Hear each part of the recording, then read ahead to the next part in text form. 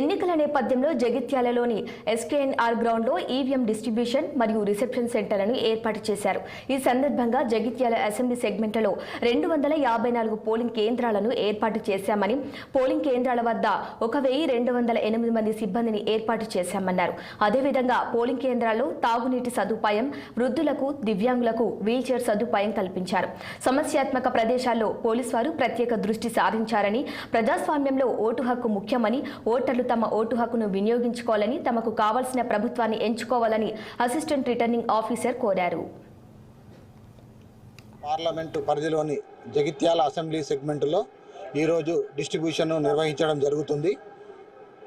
ఈ జగిత్యాల అసెంబ్లీ నియోజకవర్గంలో మొత్తం 254 పోలింగ్ స్టేషన్స్ ఉన్నవి. ప్రతి పోలింగ్ స్టేషన్కి ఒక పీఓ, ఏపీఓ, 2 ఓపీఓలను ఇవ్వడం జరుగుతుంది. అంతేకాకుండా ఈ అసెంబ్లీ సెగ్మెంట్ మొత్తాన్ని 28 రూట్స్గా మనం విభజించడం జరిగింది. ప్రతి రూట్కి ఒక సెక్టర్ ఆఫీసరు, ఒక రూట్ ఆఫీసర్ కూడా మనం అపాయింట్ చేయడం జరిగింది. ఒక సెక్టర్ ఆఫీసర్ పరిధిలో వాళ్ళకి 8 నుంచి 12 పోలింగ్ స్టేషన్స్ ఉంటాయి. వారికి సెక్టర్ మెజిస్ట్రేట్ బాధ్యతలు కూడా ఇవ్వడం జరిగింది.